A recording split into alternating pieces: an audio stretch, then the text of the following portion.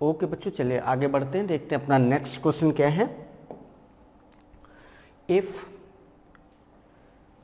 3 to the power 4 root of x, 4 to the power 4 root of x equal 5 to the power 4 root of x, 3 to the power 4 root of x plus 4 की power 4 root of x equal है 5 to the power 4 root of x। बच्चों फिर से वही चीज़, Pythagorean triplet होता है 3 square plus 4 का square equal क्या होता है बच्चों 5 का स्क्वायर। अगर इसको हम कंपेयर करें तो देखो यहाँ पर 3 की पावर 4 रूट x लिखा है, 4th रूट x यहाँ पर लिखा है, मीन्स ये जो 2 है ये 2 है तभी ये सेटिस्फाई होगा, मतलब ये चीज़ इसके बराबर होगी, ये चीज़ इसके बराबर। यहाँ पर भी आप देखिए पावर बिल्कुल सेम है, 2 2 एंड 2, यहाँ पर भी पावर सेम है। तो इसका मतलब ये बिल्कुल एक परफेक्ट फॉर्मेट बन रहा है और इस परफेक्ट फॉर्मेट से एक रिजल्ट निकल के आएगा कि जो हमारा 4th रूट ऑफ x है वो कितने के इक्वल है, 2 के इक्वल है। पावर से कंपेरिजन कर रहे हैं, ये क्या है पाइथागोरन ट्रिपलेट है कि नहीं भाई, 3 का स्क्वायर प्लस 4 का स्क्वायर इक्वल 5 का स्क्वायर होता है, वही चीज़ यहाँ पर इस फॉर्म में लिखी है। तो 4th रूट को हम लोग कैसे लिखते हैं, x की पावर 1/4 इक्वल टू, अब हमें x की पावर 1 पावर का 1/4 ख़त्म करना है तो 4 पावर में 4 कर दो तो ये क्या हो जाएगा x की पावर 1/4 और इसकी पावर 4 कर देंगे तो इधर भी 2 की पावर क्या हो जाएगा 4। तो यहाँ पर क्या बन जाएगा x भाई पावर टू पावर मल्टीप्लाई होता है तो 1/4 इंटू 4 तो x की पावर 1 मतलब 1 और 2 की पावर 4 का मतलब क्या होता है 2 इंटू 2 इंटू 2 इंटू 2, यही तो होता है। तो कितना हो जाएगा 2 2 जा 4 2 जा 8 2 जा 16, तो x की वैल्यू बच्चों क्या हो जाएगी 16। तो इस तरीके से यहाँ पर x की वैल्यू क्या आ जाएगी 16 और 16 आप देखिए कहाँ पर दिया ऑप्शन नंबर डी में। तो इस तरीके से इसका जो आंसर आएगा ऑप्शन नंबर डी होगा। क्लियर है ना। बस हमेशा ध्यान रखना कि ऐसे क्वेश्चन में क्या करना होता है, पाइथागोरियन ट्रिपलेट हमेशा फॉलो होता है और बहुत आसान होता है ये क्वेश्चन, बहुत बहुत कम समय में सॉल्व कर पाएंगे आप।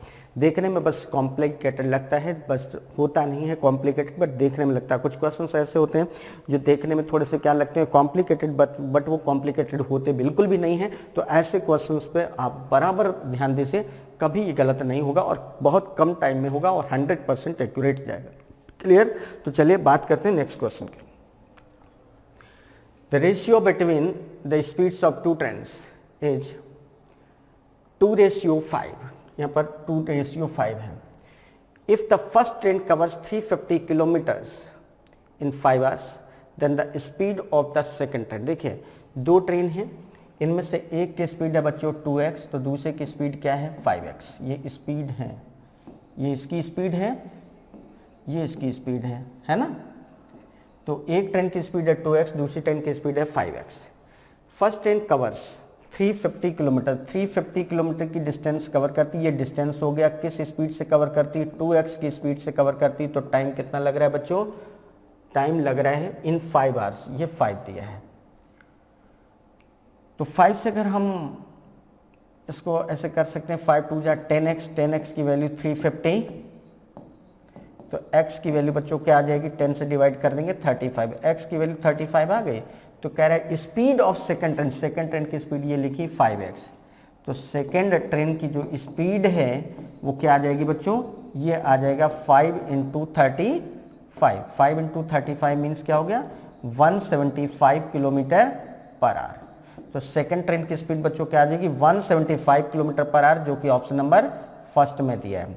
क्लियर है। तो इस तरीके से इस क्वेश्चन का जो आंसर होगा वो बच्चों क्या हो जाएगा 175 किलोमीटर पर आवर। क्लियर है, बहुत आसान सा क्वेश्चन था। चलिए बात करते हैं नेक्स्ट क्वेश्चन की।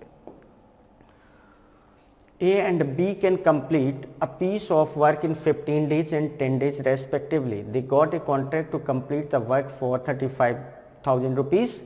The share of A in the contracted money will be। देखिए A करता है 15 दिन में, B करता है 10 दिन में। A करता है बच्चों 15 दिन में, B करता है 10 दिन में, है ना। 15 और 10 का एलसीएम लें तो कितना आएगा 30। 30 जो एलसीएम आई ये हमारा क्या बन गया टोटल वर्क। टोटल वर्क है हमारा 30। A 15 डेज में 30 वर्क करता है, इट मीन्स एक दिन में कितना काम करेगा 2, और ये 10 दिन में 30 काम करता है, इसका मतलब एक दिन में काम करते हैं 3। हमेशा ध्यान रखना बच्चों, जो पैसे का बंटवारा होता है, वेजेज का बंटवारा होता है, वेजेज का डिस्ट्रीब्यूशन होता है, ये काम के अकॉर्डिंग होता है। तो ये 2 काम कर रहा है, ये 3 काम कर रहा है, तो इसी अकॉर्डिंग इनके प्रॉफिट को बांट दिया जाएगा।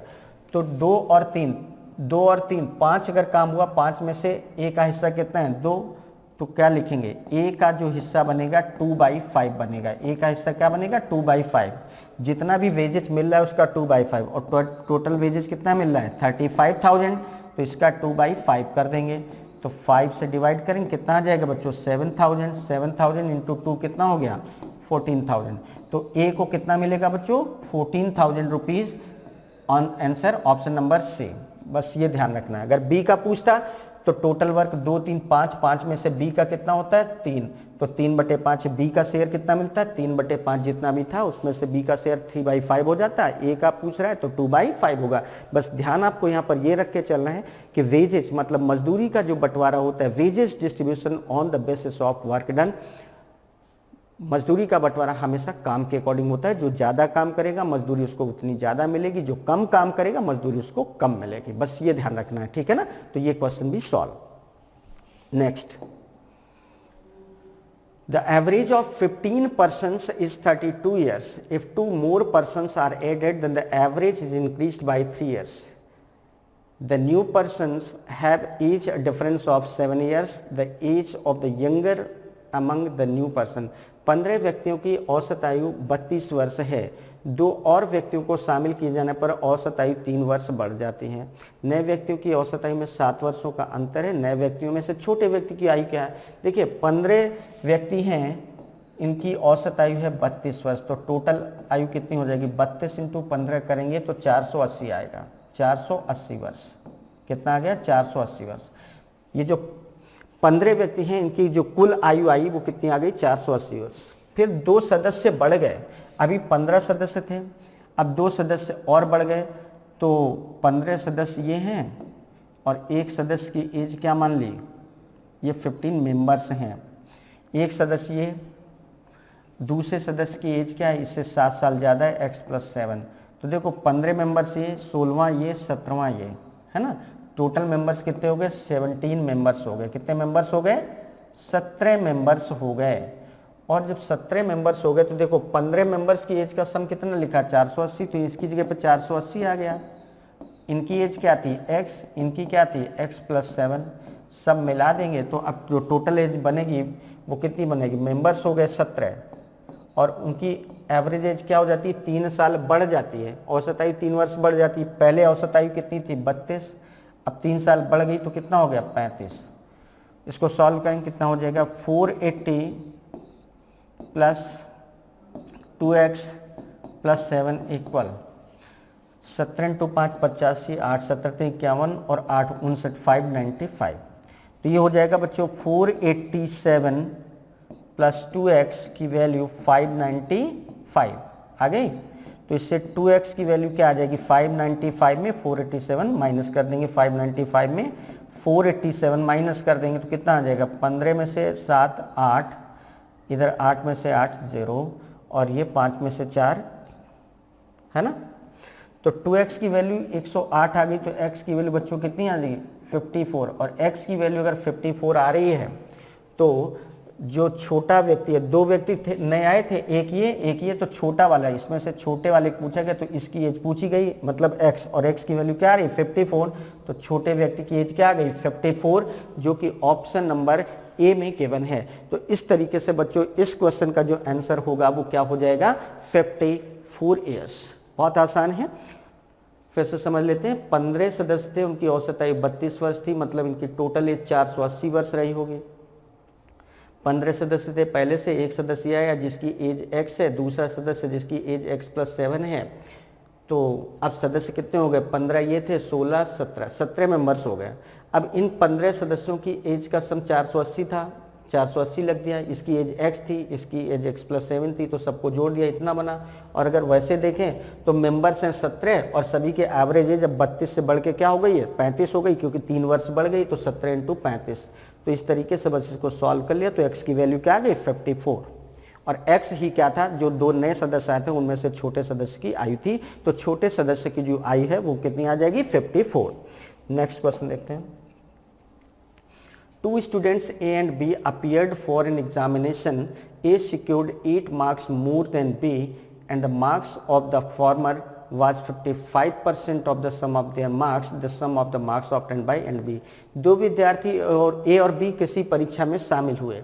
A को B से 8 अंक अधिक मिले, A को B से 8 अंक अधिक मिले, तो B को अगर X मार्क्स मिले तो A को कितने मिलेंगे बच्चों? A को मिलेंगे x प्लस 8 मार्क्स, है ना, x प्लस 8 मार्क्स A को मिलेंगे। क्लियर? और पूर्ववर्ती अंक उनके अंकों के योगफल का 55% था, मतलब A को जो मार्क्स मिले x प्लस 8, ये इनके अंकों का योग क्या बनेगा? अंकों का योग क्या बनेगा?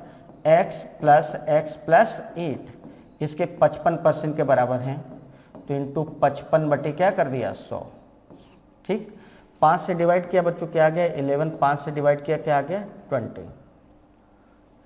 20 से इधर मल्टीप्लाई करेंगे तो कितना हो जाएगा? 20x प्लस 28 जा 160 इक्वल 2x प्लस 8 इंटू 11, है ना। तो 20x प्लस 160 इक्वल 11 2 जा 22x प्लस 11 8 जा 88। बच्चों यहाँ पर 22x है, ये 20x, तो ये उधर ले जाओगे तो 2x आ जाएगा। अब ये इधर आ जाएगा तो 160 में 88 माइनस कर देंगे तो 72 आ जाएगा। कितना आ जाएगा? 72। तो x की वैल्यू क्या आ जाएगी? 36, और x की वैल्यू 36 आ गई। तो क्या पूछा गया था? तो a और b के प्राप्तांकों का योग क्या है? तो a और b के प्राप्तांकों का योग क्या है? देखो, इसको मिले थे x, इसको मिले थे x प्लस 8, तो प्राप्तांकों का जो योग है सम ऑफ मार्क्स क्या हो जाएगा?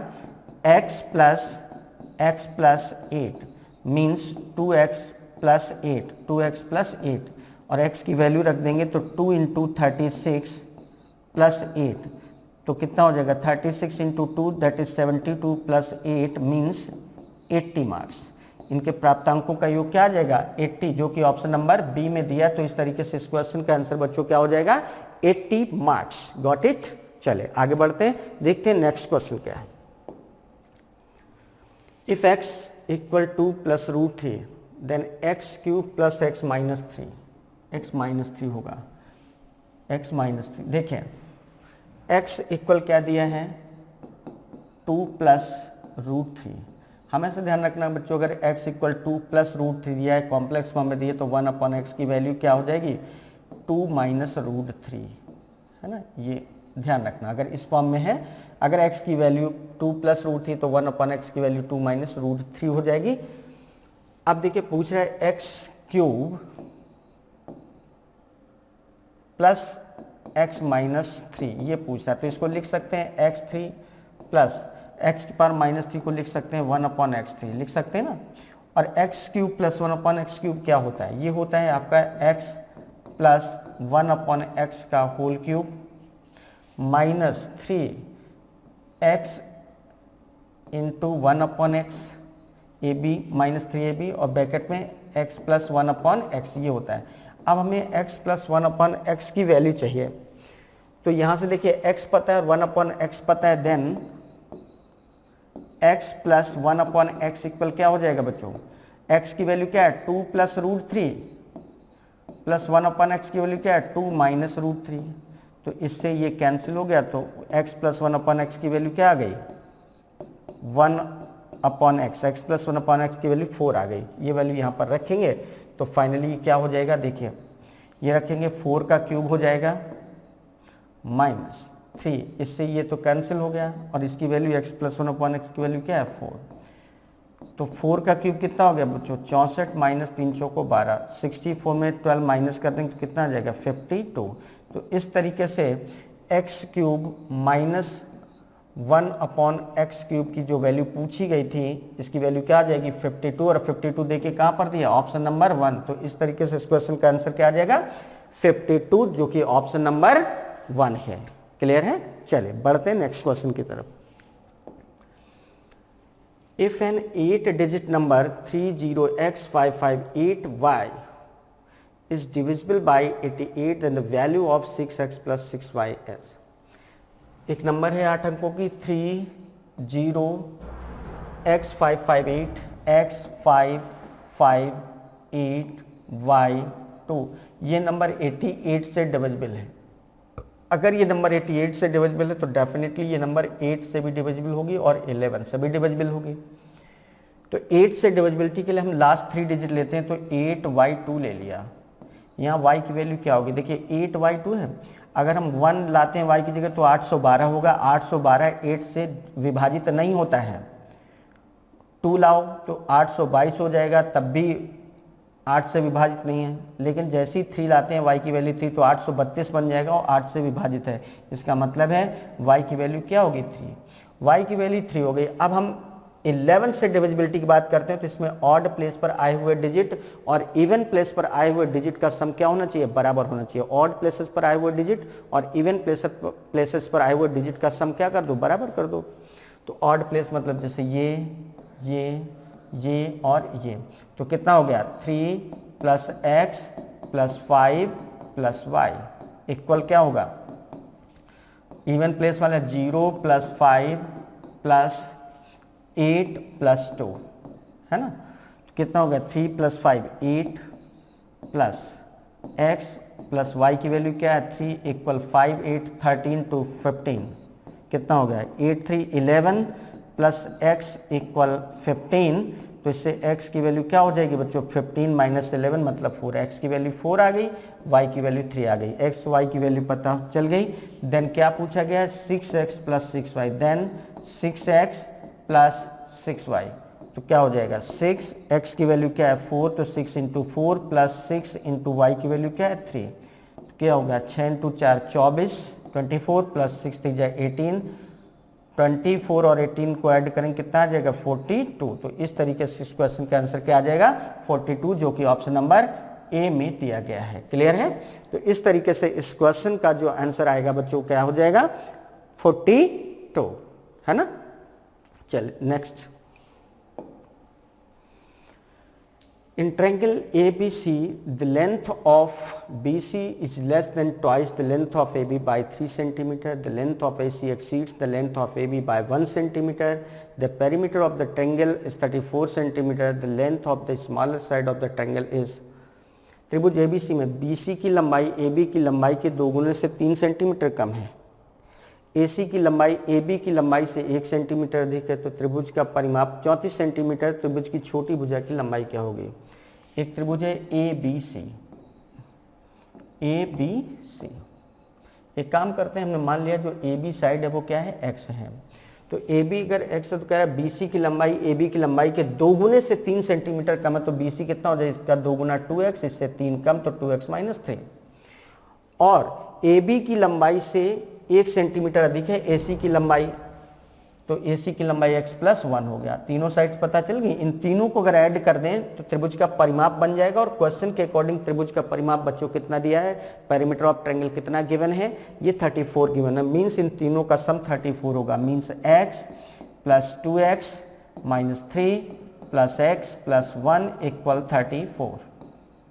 तो x और 2x 3x + x 4x minus का 3 प्लस का 1 माइनस का 2 हो जाएगा इक्वल 34। तो 4x की वैल्यू क्या हो जाएगी 34, ये माइनस का 2 उधर जाएगा, प्लस का हो जाएगा 34 and 2 36। तो x की वैल्यू बच्चों क्या आ जाएगी 9, और x की वैल्यू 9 आ गई तो पूछ रहा है सबसे छोटी भुजा की लंबाई। सबसे छोटी भुजा इसमें देखो, सबसे छोटी भुजा आपको यही तो दिख रही होगी x, तो सबसे छोटी भुजा की लंबाई क्या आ जाएगी 9 सेंटीमीटर, जो कि ऑप्शन नंबर डी में गिवन है। तो इस तरीके से बच्चों इस क्वेश्चन का आंसर क्या आ जाएगा ऑप्शन नंबर डी। ठीक है ना। चलिए next, if cosec theta equal 3x and cot theta equal 3/x then the value of 6x² - x²। देखिए cosec थीटा इक्वल क्या दिया है बच्चों 3x, cosec theta equal 3x है ना, और cot थीटा इक्वल क्या है 3/x है। एक काम करते हैं इसका स्क्वायर कर देंगे तो ये क्या बन जाएगा cosec² थीटा इक्वल 9x²। इससे इसका स्क्वायर कर देंगे तो cot² थीटा इक्वल क्या हो जाएगा 9/x²। हमने स्क्वायर क्यों किया, क्योंकि जब ये स्क्वायर बन जाएगा तो एक आइडेंटिटी के फॉर्म में कन्वर्ट हो जाएगा, तो हमारा क्वेश्चन बिल्कुल आसान हो जाएगा, है ना। तो इसलिए स्क्वायर किया है। अब ये बन गया कॉसेक स्क्वायर थीटा, ये कॉट स्क्वायर थीटा। अब आइडेंटिटी क्या होती है, cosec square theta minus cot square theta equal 1 होता है। वैल्यू रखो, कॉसेक स्क्वायर थीटा की वैल्यू क्या है 9x square minus 9 upon x square equal क्या हो गया 1। 9 कॉमन हो गया पूरे में, इधर कॉमन हो गया तो क्या बचा है x square minus 1 upon x square equal 1। और क्वेश्चन में हमसे पूछा क्या गया है 6x square minus 1 upon x, ठीक है। तो इससे बच्चों x square minus 1 upon x square की वैल्यू क्या आ जाएगी बताओ, 1 अपॉन 9 हो जाएगी, ये अपॉन में आ जाएगा 1 अपॉन 9। हमसे 6 पूछा गया तो इधर मल्टीप्लाई 6 से करना पड़ेगा, तो इधर भी कर देंगे, तो ये हो जाएगा 6x square minus 1 upon x square equal हो जाएगा 6 इंटू 1 अपॉन 9।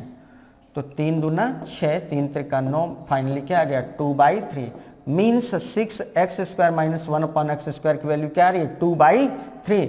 और 2/3 देखिए कहाँ पर आंसर दिया है, ऑप्शन नंबर ए में, ठीक है। तो इस तरीके से ये था क्वेश्चन। तो समझ में आ गया क्या किया, बस हमने कॉसेक थीटा पता था 3x, कॉसेक स्क्वायर थीटा निकाल लिया जो कि 9x स्क्वायर आ गया। कॉट थीटा पता था 3 अपॉन एक्स, तो कॉट स्क्वायर थीटा की वैल्यू 9 अपॉन एक्स स्क्वायर हो गई। फिर आइडेंटिटी होती है cosec square theta minus cot square theta equal 1, value रखी सॉल्व किया तो x square minus 1 upon x square की वैल्यू क्या आ गई 1 अपॉन 9।